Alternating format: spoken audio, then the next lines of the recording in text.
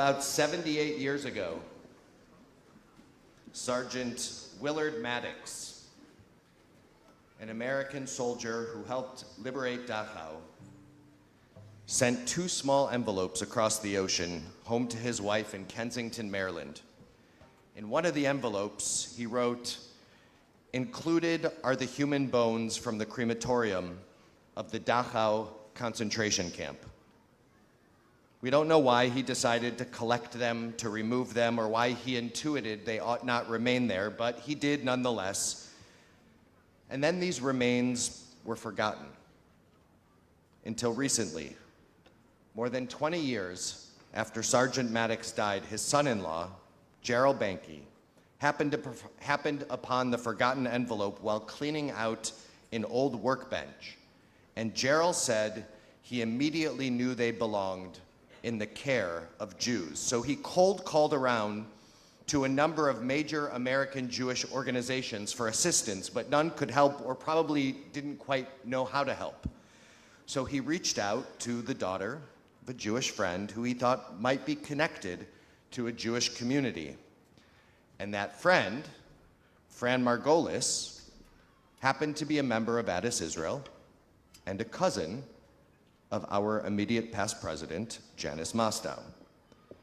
So Janice made some introductions, and plans quickly emerged for this nameless, faceless victim of Nazi brutality, perhaps even a relative of somebody in this room, to be lovingly buried in our Addis Cemetery in Southeast Washington, D.C. That morning at the cemetery, we read Psalms, I chanted El Malei Rachamim, I shared words of Torah, we lowered the special small coffin that the Margolis family had commissioned into the ground. We shoveled earth onto it, and with a minyan, we said Kaddish Yatom, Mourner's Kaddish. 78 years late, I officiated at a funeral.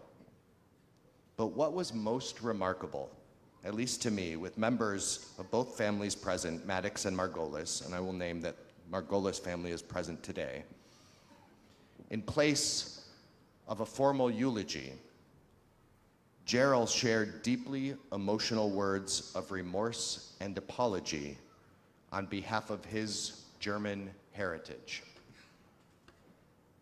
He committed no crime. He is now 3/4 of a century removed, unaware of any possible direct connection to the atrocities that we faced. Yet he, on his own, having confronted the envelope and the bones, sought forgiveness, atonement, and publicly acted on this sacred instinct. Ritualized responsibility. It is something to behold. There is an especially unusual passage nestled into Parshat Shoftim, midway through the book of Deuteronomy, Parsha that outlines our Torah's judicial system. The passage I'm about to describe appears nowhere else in the Torah. It is an innovation of Moses, meant as legal guidance for the land when the Israelites would arrive and govern. Here is the case. A corpse is discovered in the desert between cities. It is on unclaimed land. Somebody has been killed. We don't know who. It could be an Israelite, it could be a stranger, it could be a friend, it could be a foe, but there is no witness and no clue as to who took this human's life. So the Torah describes the process for coming to resolution in such a situation. Elders and judges must assemble. The high court must leave Jerusalem, its ivory tower, and travel to the physical space of the corpse. They must confront the loss. The role of the high court is to determine which city is responsible for handling this otherwise invisible human loss. The closest city to the corpse will be chosen. Once determined, the closest city's elders take over, and they begin a complex set of rituals commanded by the Torah. They will first find an unworked, never before yoked heifer, a cow, and they will bring it down to the banks of a strongly flowing body of water, river banks that have never been used for farming, land for which, like the cow, is unworked and never plowed. Then the elders will take this cow, this heifer, and they will snap its neck over the water. They will kill it over the water. The priests are there the whole time. They are obligated to be present, the Torah says, but their role is a total mystery. They are just there, it seems, to bear witness, but not get involved with this Leviticus-like cryptic ceremony. After the elders break the cow's neck over the water, they wash their hands over the corpse of the cow. And they all testify in unison. They say these words, Yadenu lo shafchu et hadam hazeh ve'einenu lo ra'u. Our hands did not spill this blood, and our eyes did not see it happen. Kaper la'amcha Yisrael, asher padita Adonai, v'al titen dam naki b'kerev amcha Yisrael. Grant atonement for your entire people Israel, whom you redeemed. Do not impute innocent blood among your people Israel. The elders declare innocence, and then they curiously request kapara, that same thing that we ask for and receive this time of year, whether we are deserving or not. Slach lanu, mechal lanu, kaper lanu. They ask for atonement, to be pardoned, to receive undeserved, grace-filled forgiveness. This ritual that I just described is called the Eglah Arufah. It is called the broken-necked calf. And I wish I could tell you that after 3,000 years of Jewish scholarship and interpretation that we understand what I just described to you. We do not. Professor David Wright offers a number of different examples. It could be some kind of sacrifice, like a sin offering, or maybe it's a symbolic or vicarious execution of the unknown murderer. Perhaps it's been suggested the cow's death is a representation of the penalty the elders will suffer if we find out that their confession is a lie.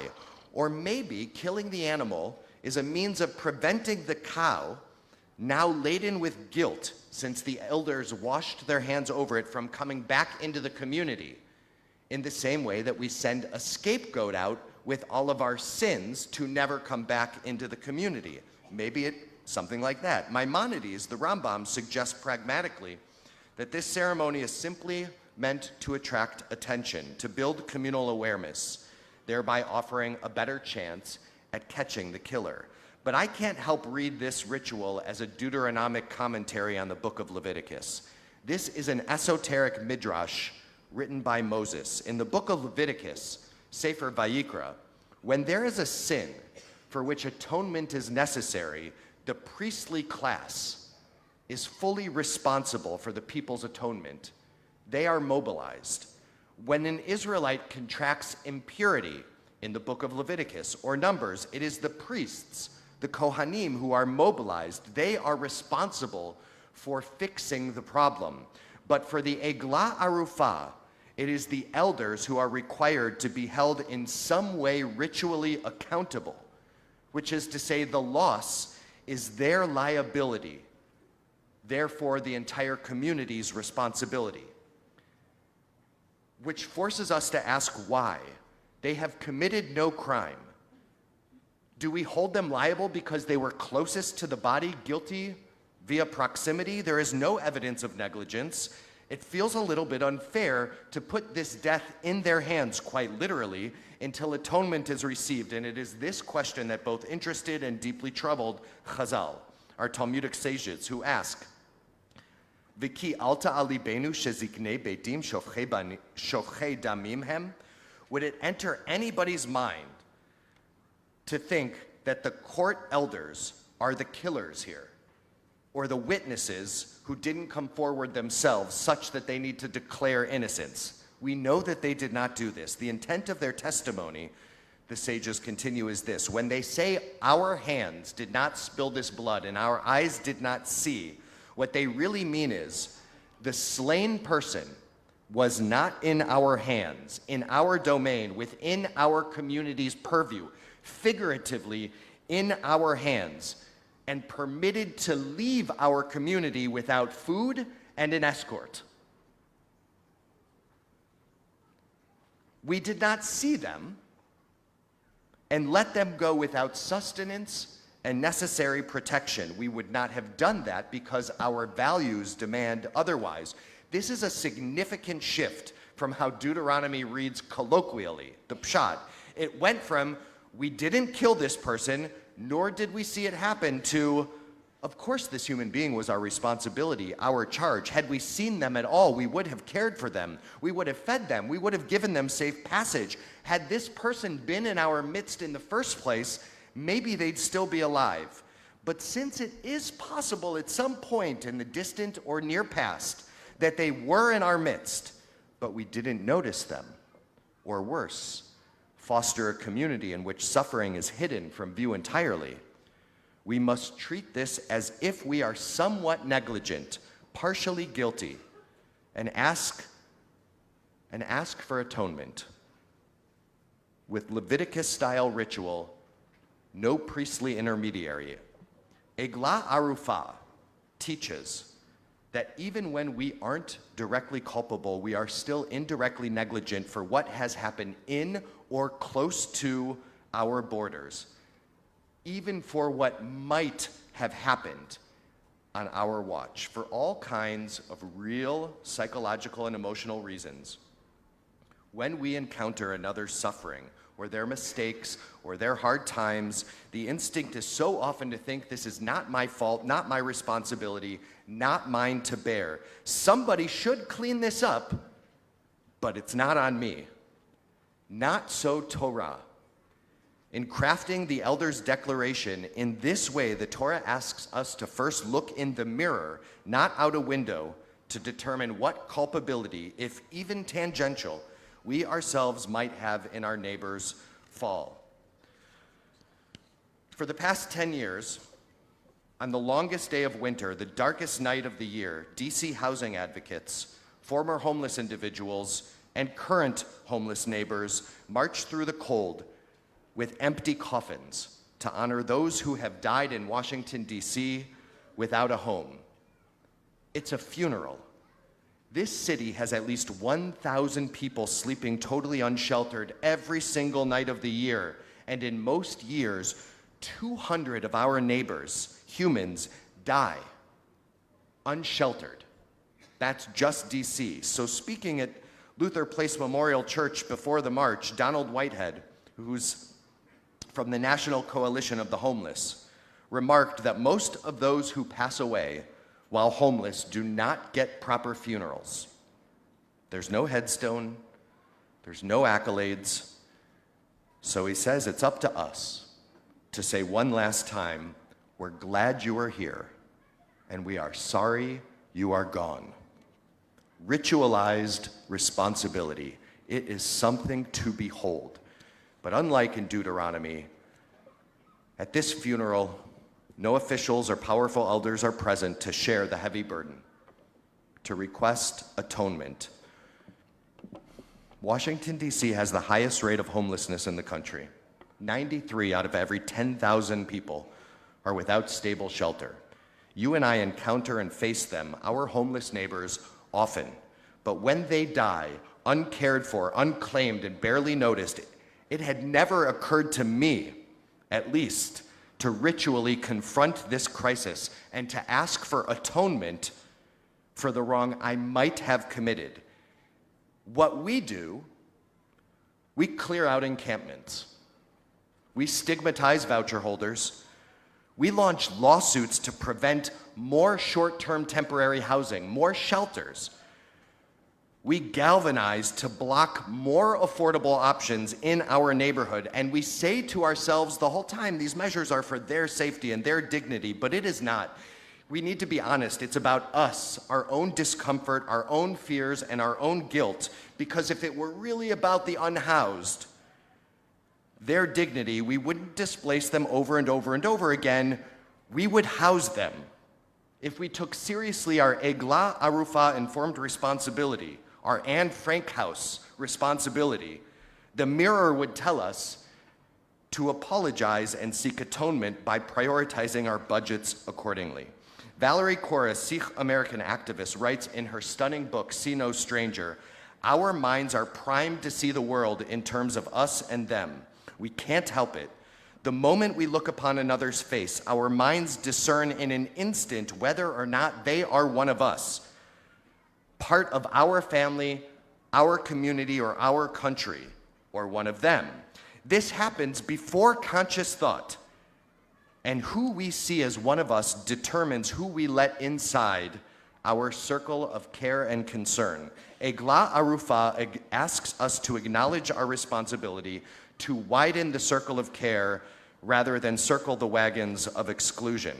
I recently read with great anticipation an article published in The Atlantic titled "The Misunderstood Reason Millions of Americans Stop Going to Church." I love reading about church. I really do. This phenomenon, though, is not exclusive to Christianity, especially post-pandemic. People's rhythms have changed, disrupted, priorities have been reevaluated. We get it. In any case, when I do read articles like this, I always find that the reason why people leave synagogue or church or mosque or any religious institution, this is what people try to tell me, it's obviously the quality of the kiddush, the food. Once again, I read an article, it turns out it's not the food. It's never about the food or the prayer space or the kids' programming or the schools. And yes, there are people who come and go for precisely those things, but not most. The article's counterintuitive curiosity is this: what if the problem isn't that churches are asking too much of their members? What if it's that they are not asking nearly enough? Jake Meader reflects in his article, a vibrant, life-giving church requires more, not less time and energy from its members. It asks people to prioritize one another over career, to prioritize prayer and time reading scripture over accomplishment. This may seem like a tough sell. If people are already leaving, especially if they are leaving because they feel too busy and burned out to attend regularly, why would they want to be a part of something that asks so much of them? Yet we could be a witness, he writes, to another way of life outside conventional measures of success. Religious institutions could model better, truer sorts of communities, ones in which the hungry are fed, the weak are lifted up, and the proud are cast down. We see thriving communities, and this is what studies are showing. We see thriving communities not because they find ways to scale down what is being asked of its members, but because they find ways to scale up what members provide for one another. We believe we are here as a synagogue to be just such a community in which we truly claim one another within these walls or outside the synagogue limits, in between institutions where too many people are lost. When people ask me why we at Addis are continuing to grow in numbers and participation, I can only respond that it is because of this combination, ritual and responsibility. Oftentimes ritualized responsibility, authentically enmeshed one with the other. It's why we center still righteous Gentiles on Yom HaShoah in this community, on Holocaust Memorial Day. Our Garden of the Righteous ceremony recognizes those who saw themselves expansively responsible, even when it jeopardized their own lives. It's why we invest so much time and energy in chesed, how we care for those in need who identify as part of the Addis community. It's why we invest so much time and energy in social action, how we support those beyond our synagogue borders in need of uplift and resources. We do this work proudly. We do it proudly as a synagogue, which prays a lot. We pray a lot. Seriously, we learn a lot at every age, and we show up for one another in celebratory and sorrowful life cycle moments. A few months ago, two of our extended family members, community members, finally received asylum. When Rabbi Holtzblatt and I traveled with a group of you to the southern border a few years ago, just before COVID, we met and befriended a family on the Mexican side that was fleeing state-sponsored violence in Nicaragua. They were in need of a sponsor to cross over, the name of somebody in the States who would take responsibility for their care. I don't talk about this part of it often because it is a moment of shame, but in the spirit of Yom Kippur confessionals and the Banki apology at the Addis Israel Cemetery, I did not want to do this. I was very hesitant to take this on. All I could think of were like all of the challenges, the extra burdens on an already overburdened community. I told myself things like, in the moment, it's better for them if it's not us. We might not be able to provide what it is they need.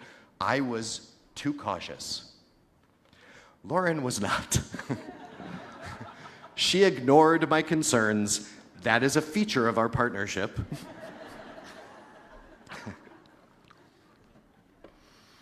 And together, with another member of our group, convince us that William and Malin and traumatized 2-year-old little William were now, after being face to face with us, our responsibility. They immediately became a part of our community. They eventually crossed over into Brownsville, Texas, and made their way here to us, to Addis, where the child of Holocaust survivors, Joni Lieberman and Jeffrey Vinnick, took them in indefinitely until they could afford a place on their own, and indefinitely was a long time. They came here to Addis, where teams of you prepared them for life in America. They came here to Addis, where little William would go to school at our very own Gan Hayeled preschool in the building. They came here to Addis, where 2 very busy lawyers, Jackie Hoffenberg and Ruth Ann Miller, toiled for years to navigate what I will call the asylum maze, but that's not doing it justice enough. Thank you. On June 12th, years later, the Gonzalez family was granted asylum, and on July 16th, we held a celebration for them here at Addis in the Beit Midrash upstairs, the center of the synagogue. We offered gratitude, we shared words of Torah, we said many blessings, and we enjoyed together a seudat mitzvah, a obligatory festive meal, ritualized responsibility, ritual and responsibility. This is the religion that I believe Deuteronomy envisions, and the Eglah Arufah is simply a paradigm for how we continue to transition from a religious life originally in the hands of the priests into a potent force of textured spirituality and social care for all the people. Kaper le'amcha Yisrael, the elder said. Grant atonement for all of your people Israel, because each one of them is responsible for what happens in their midst. It's Yom Kippur, kapara, atonement is coming. Like the Eglah Arufah, we don't fully understand how this mysterious ritual actually works, but it always does. It always does. It is gracefully offered by God to each of us individually and communally. It is a reminder that even though we can't escape our missed opportunities, the moments in which we turned away, in 5784, with whatever time any of us might be given, we get to try again. We get to try again and begin again. Ken Yehi Ratzon, may that be so. Gamar Chatima Tova.